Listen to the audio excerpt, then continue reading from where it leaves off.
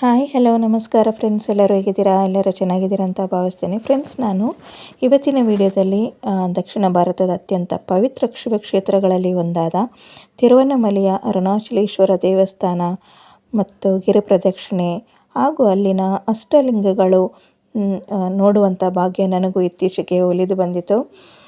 ಅಲ್ಲಿ ಶಿವನ ಆಜ್ಞೆ ಇಲ್ಲದೆ ಅಲ್ಲಿಗೆ ಯಾರು ಒಂದು ಹೆಜ್ಜೆನೂ ಇಡೋಕ್ಕಾಗೋದಿಲ್ಲ ಅಂತಾರೆ. ದೇವರು ಕರೆದಾಗ ಮಾತ್ರ ನಾವು ಅಲ್ಲಿಗೆ ಹೋಗೋದು ಅಂತ.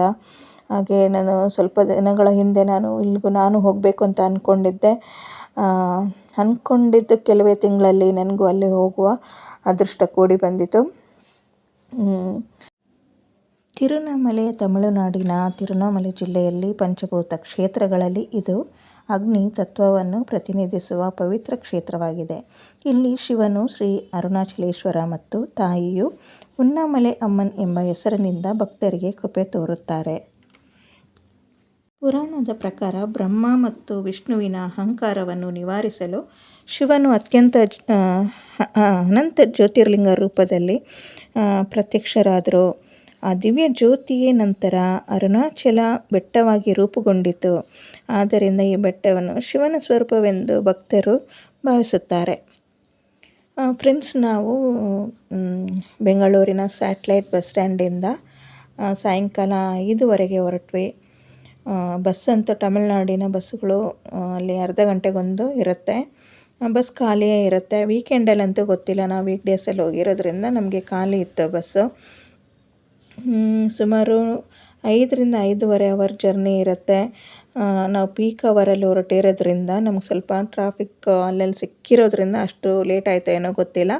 ನಾವು ಇಲ್ಲಿ 5:30ಗೆ ಬಿಟ್ಟು ಅಲ್ಲಿ ಹೋಗೋಷ್ಟೊತ್ತಿಗೆ 12 ಕಾಲ ಆಗಿತ್ತು.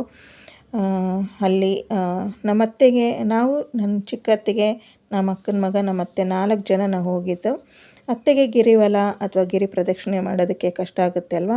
ಆದ್ದರಿಂದ ನಾವು ನಮ್ಮ ಅತ್ತೆನ ರೂಮಲ್ಲೇ ಬಿಟ್ಟು ನಾವು ಗಿರಿ ಪ್ರದಕ್ಷಿಣೆ ಮಾಡೋದಕ್ಕೆ ಹೊರಟ್ವಿ. ಸುಮಾರು 12:45ಗೆ ನಾವು ರಾಜಗೋಪುರಮಲ್ಲಿ ದೀಪ ಬೆಳಗಿ ಅಥವಾ ಕರ್ಪೂರ ಬೆಳಗಿ ಅಲ್ಲಿಂದ ನಾವು ನಮ್ಮ ಗಿರಿ ಪ್ರದಕ್ಷಿಣೆಯನ್ನು ಶುರು ಮಾಡಿದ್ವಿ. ನಿಜವಾಗೂ ಅದ್ಭುತವಾಗಿತ್ತು ಫ್ರೆಂಡ್ಸ್. ನನಗೆ ಗಿರಿ ಪ್ರದಕ್ಷಿಣೆ ಮಾಡೋದಕ್ಕೆ ಒಳ್ಳೆಯ ಸಮಯ ಅಂದರೆ ಸಾಯಂಕಾಲದಿಂದ ರಾತ್ರಿ ಅಷ್ಟೊತ್ತಿಗೆ ಮುಗಿಯುತ್ತೆ, ಮಧ್ಯರಾತ್ರಿಗೆ ಅಥವಾ ಮಧ್ಯರಾತ್ರಿಯಿಂದ ಬೆಳಗಿನ ಜಾವ, ಈ ರೀತಿ ರಾತ್ರಿ ಮಾಡೋದು ಮುಖ್ಯ ಅಂತ ನನ್ನ ಪ್ರಕಾರ ನಾನು ಭಾವಿಸ್ತೇನೆ. ಆನಂತರ ಬಿಸಿಲಾಗ್ಬಿಡುತ್ತೆ. ಬಿಸಿಲಲ್ಲಿ ಗಿರಿ ಪ್ರದಕ್ಷಿಣೆ ಮಾಡೋದಕ್ಕೆ ಕಷ್ಟ ಆಗುತ್ತೆ ಅಲ್ವಾ. ಆದ್ದರಿಂದ ಸಾಯಂಕಾಲ ಅಥವಾ ಬೆಳಗಿನ ಜಾವದಿಂದ ಶುರು ಮಾಡಿದ್ರೆ ಬೆಸ್ಟು. ಆದರೆ ಇನ್ನೊಂದು ಅಂದರೆ ದಾರಿಯಲ್ಲಿ ಹೋಗ್ತಾ ಲಿಂಗಗಳು ಸಿಗುತ್ತಲ್ಲ, ಒಂದೊಂದು ದೇವಸ್ಥಾನಗಳು ಸಿಗುತ್ತೆ. ಅವುಗಳು ಯಾವುದಂದರೆ ಇಂದ್ರಲಿಂಗ, ಅಗ್ನಿಲಿಂಗ, ಯಮಲಿಂಗ, ನೈಋತಿ ಲಿಂಗ, ವರುಣಲಿಂಗ, ವಾಯುಲಿಂಗ, ಕುಬೇರಲಿಂಗ ಹಾಗೂ ಕೊನೆಯದಾಗಿ ಈಶಾನ್ಯ ಲಿಂಗ. ಇವೆಲ್ಲವೂ ನಮಗೆ ದಾರಿನಲ್ಲಿ ಹೋಗ್ತಾ ಒಂದೊಂದು ದೇವಸ್ಥಾನಗಳು ಸಿಗುತ್ತೆ. ಆದರೆ ಕ್ಲೋಸ್ ಆಗಿರುತ್ತೆ. ನಾವು ರಾತ್ರಿ ಇದು ನಡ್ಕೊಂಡು ಹೋಗ್ಬೇಕಾದ್ರೆ ದೇವಸ್ಥಾನ ಕ್ಲೋಸ್ ಆಗಿರುತ್ತೆ. ಅದೇ ಬೆಳಗಿನ ಜಾವ ನಾವು ನಡ್ಕೊಂಡು ಹೋಗ್ಬೇಕಾದ್ರೆ ಇದೆಲ್ಲ ಓಪನ್ ಇರುತ್ತೆ, ಪ್ರಸಾದನೂ ಹಂಚ್ತಾ ಇರ್ತಾರೆ. ನಾವು ಆಚೆ ಕಡೆಯಿಂದನೇ ಕರ್ಪೂರ ಬೆಳಗಿ ದೇವ್ರನ್ನ ಆಚೆ ಕಡೆಯಿಂದನೇ ಕೈ ಮುಕ್ಕೊಂಡು ಹೋದ್ವಿ. ಅಲ್ಲಿ ಹೋಗ್ತಾ ದಾರಿಯಲ್ಲಿ ಈ ಥರ ನೋಡಿ, ಎಲ್ಲರೂ ಜನಗಳು ಎಷ್ಟು ಜನ ಇರ್ತಾರೆ, ಎಲ್ಲರೂ ಸೇರಿಕೊಂಡು ಓಂ ನಮಃ ಶಿವಾಯ ಓಂ ನಮಃ ಶಿವ ಅಂದ್ಕೊಂಡು ಹೋಗ್ತಾ ಇರ್ತಾರೆ. ಕೆಲವರು ದೇವರ ಹಾಡುಗಳನ್ನ ಹಾಕ್ಕೊಂಡು ನಡ್ಕೊಂಡು ಹೋಗ್ತಾ ಇರ್ತಾರೆ. ಇನ್ನು ಕೆಲವರು ಅವ್ರಿಗೆ ಇಷ್ಟ ಬಂದಿದ್ದು ಮಾತುಗಳನ್ನ ಆಡ್ಕೊಂಡು ಹೆಂಗೋ 14 ಕಿಲೋಮೀಟ್ರ್ ನಡಿಬೇಕಲ್ವ. ಆದ್ದರಿಂದ ಹೀಗೆ ನಡ್ಕೊಂಡು ಎಲ್ಲ ದೇವರುಗಳಿಗೆ ನಮಸ್ಕಾರ ಮಾಡಿಕೊಂಡು ಭಕ್ತಿಯಿಂದ ಬೇಡ್ಕೊಂಡು ಎಲ್ಲರೂ ನಿಜವಾಗಿ ಎಷ್ಟು ಶ್ರದ್ಧೆಯಿಂದ ನಡ್ಕೊಂಡು ಹೋಗ್ತಾ ಇರ್ತಾರೆ. ಕೆಲವರು ಬರಿಗಾಲಲ್ಲಿ ನಡೆದರೆ, ಇನ್ನು ಕೆಲವರು ಸಾಕ್ಸ್ ಹಾಕ್ಕೊಂಡು ನಡೀತಾರೆ, ಇನ್ನು ಕೆಲವರು ಚಪ್ಪಲಿನಲ್ಲೇ ಹೋಗ್ತಾರೆ.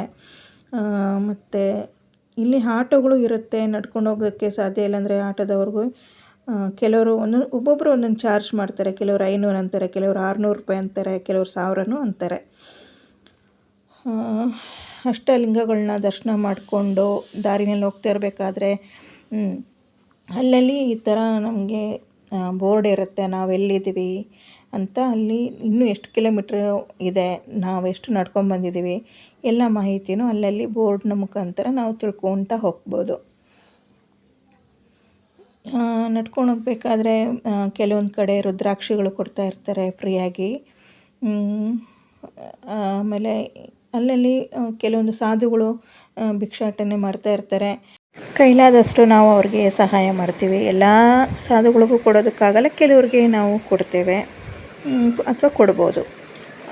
ಮತ್ತು ನೋಡಿ ಫ್ರೆಂಡ್ಸ್, ಇದು ಕಾಲು ನೋವು ಬಂದಾಗ ಫುಟ್ ಮಸಾಜರ್ ಅಂತ ಇರುತ್ತೆ. ನಾವು 10-15 ನಿಮಿಷ ಮಸಾಜ್ ಮಾಡಿಸ್ಕೊಬೋದು. ನಾವಂತೂ ಮಾಡಿಸ್ಕೊಂಡಿಲ್ಲ.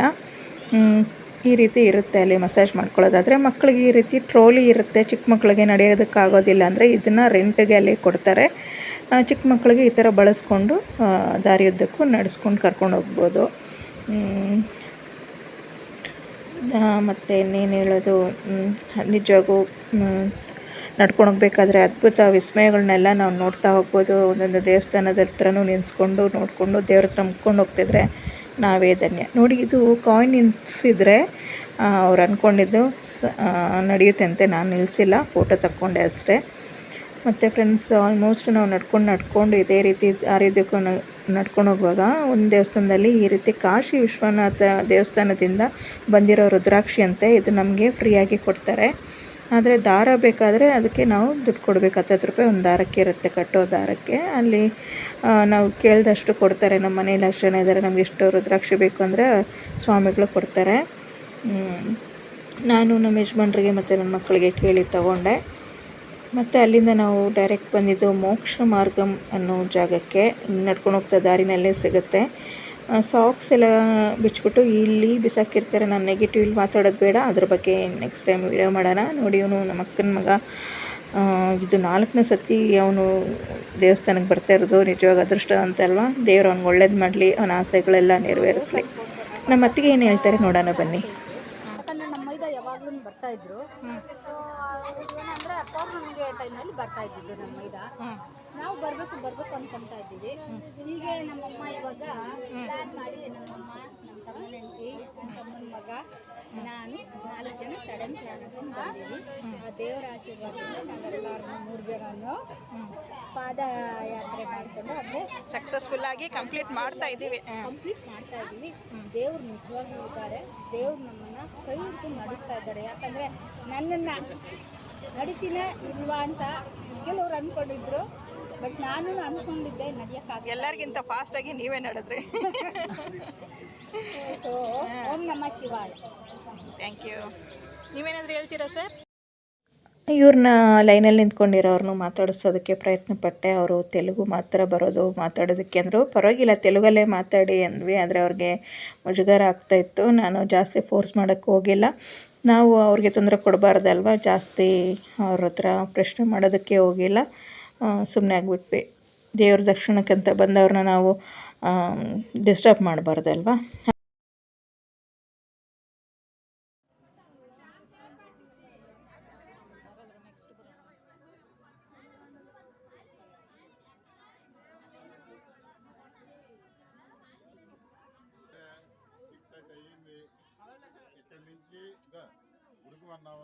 ಎಷ್ಟೇ ದಪ್ಪಗಿದ್ರೂ ಆಚೆ ಬರ್ಬೋದು ಅಂತಾರೆ. ಆದರೆ ಅದನ್ನು ಪ್ರಯತ್ನ ಮಾಡೋದು ನಿಜವಾಗ್ಲೂ ತಪ್ಪು. ನಮಗೆ ನಂಬಿಕೆ ಇದ್ದರೆ ಓಕೆ, ನಮ್ಮ ಮೇಲೆ ನಮಗೆ ಶಕ್ತಿ ಇದ್ದರೆ ಬರ್ಬೋದು.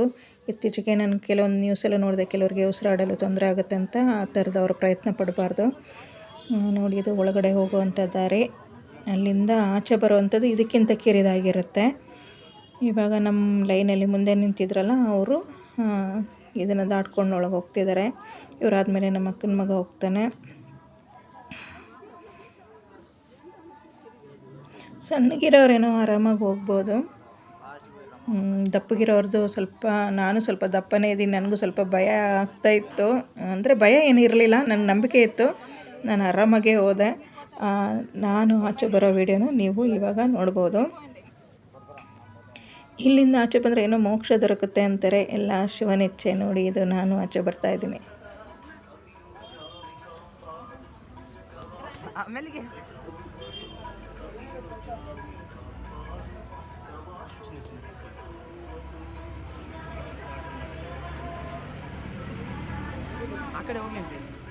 ನೆಕ್ಸ್ಟ್ ಇವಾಗ ನಮ್ಮ ಅಕ್ಕ ಬರ್ತಿದ್ದಾರೆ, ಅತ್ತಿಗೆ ಬರ್ತಿದ್ದಾರೆ, ಸಾರಿ.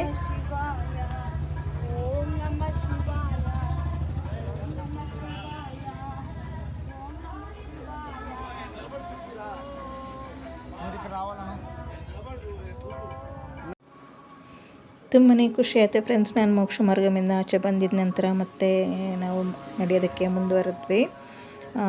ಕೊನೆಯಲ್ಲಿ 2 ಕಿಲೋಮೀಟ್ರ್ ಅಂತೂ ತುಂಬ ಕಷ್ಟ ಆಗುತ್ತೆ. ನಾನು ಆವಾಗ ಈ ಥರ ಫುಟ್ಪಾತ್ ಮೇಲೆ ನಡ್ಕೊಂಬಂದೆ. ರೋಡಲ್ಲಂತೂ ಚಿಕ್ಕ ಚಿಕ್ಕ ಕಲ್ಲುಗಳು ಚುಚ್ತಾ ಇದ್ವು. 12 ಕಿಲೋಮೀಟ್ರ್ ಒಂದು ಥರ ಇದ್ದರೆ 2 ಕಿಲೋಮೀಟ್ರ್ ತುಂಬಾ ಕಲ್ಲುಗಳಿರುತ್ತೆ. ಅಲ್ಲಂತೂ ದೇವರೇ ಬಂದು ನಮ್ಮ ಕೈ ಹಿಡಿದು ಕರ್ಕೊಂಡು ಹೋಗ್ತಾನೆ ಅನ್ನೋ ರೀತಿ ಇತ್ತು. ಅಷ್ಟು ಕಷ್ಟದ ದಾರಿನೂ ದೇವರೇ ಕರ್ಕೊಂಡು ಬಂದ. ಕೊನೆಗೂ ನಾವು ದೇವಸ್ಥಾನ ರೀಚ್ ಆದ್ವಿ. ರೀಚ್ ಆಗಿಬಿಟ್ಟು ಇನ್ನೇನು ಲೈನಲ್ಲಿ ನಿಂತ್ಕೊಂಡ್ವಿ. ನಮ್ಮ ಅತ್ತೆನೂ ರೂಮಿಂದ ಕರ್ಕೊಂಡು ಬಂದ್ವಿ. ಅವರು ರೆಡಿಯಾಗಿದ್ದರು. ಇವಾಗ 4 ಜನನೂ ಸೇರಿಕೊಂಡು ಅಪ್ಪನ ದರ್ಶನ ಪಡೆಯೋದಕ್ಕೆ ಹೋಗ್ತಾಯಿದ್ದೀವಿ. ನಾನು ಜಾಸ್ತಿ ವೀಡಿಯೋ ಮಾಡೋದಕ್ಕೆ ಹೋಗಿಲ್ಲ ಫ್ರೆಂಡ್ಸ್. ನಿಜವಾಗೂ ನನಗೆ ನೆಕ್ಸ್ಟ್ ಟೈಮ್ ಹೋದರೆ ನಾನು ಫುಲ್ ವೀಡಿಯೋಸ್ ಮಾಡ್ಕೊಂಡು ಬರ್ತೀನಿ. ಕೆಲವೊಂದು ವೀಡಿಯೋಸ್ನ ನಾನು ಗೂಗಲಲ್ಲಿ, ಅಂದರೆ ಫೋಟೋನ ನಾನು ಗೂಗಲಲ್ಲಿಂದ ಸರ್ಚ್ ಮಾಡಿದರೆ ಇನ್ನು ಕೆಲವ್ರದ್ದು ಫ್ರೆಂಡ್ಸು ಕಡೆಯಿಂದ ನಾನು ತೊಗೊಂಡಿದ್ದೀನಿ ಫೋಟೋಸು.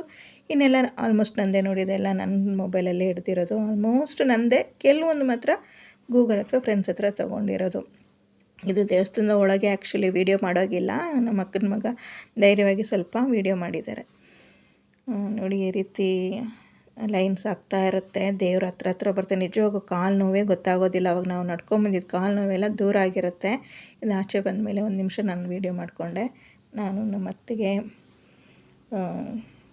ಇದು ಪಾದಯಾತ್ರೆ ಅಂದರೆ ಸ್ಟಾರ್ಟ್ ಮಾಡೋ ಮುಂಚೆ ನಾವು ಫೋಟೋ ತಕ್ಕೊಂಡಿರೋದು. ನಮ್ಮ ಅತ್ತೆಯವರು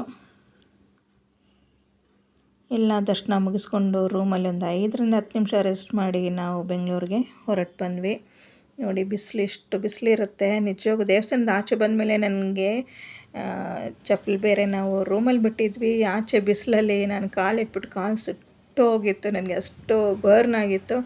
ಉರಿ ತಡ್ಕೊಳ್ಳೋಕ್ಕೆ ಆಗಿಲ್ಲ. ನಿಜವಾಗೂ ಅದ್ಭುತವಾದ ದೇವ್ರ ದರ್ಶನ ಆಯಿತು. ದೇವರ ಆಶೀರ್ವಾದ ಪಡ್ಕೊಂಡು ನಾವು ನಮ್ಮ ಮನೆ ಆರಾಮಾಗಿ ಸೇರಿಕೊಂಡ್ವಿ. ನಿಮಗೂ ಈ ವಿಡಿಯೋ ಇಷ್ಟ ಆದರೆ ದಯವಿಟ್ಟು ಲೈಕ್ ಮಾಡಿ, ಶೇರ್ ಮಾಡಿ. ಸಾಧ್ಯ ಆದರೆ ನೀವು ಒಂದು ಸಲ ದೇವರ ದರ್ಶನ ಮಾಡ್ಕೊಂಡು ಬನ್ನಿ.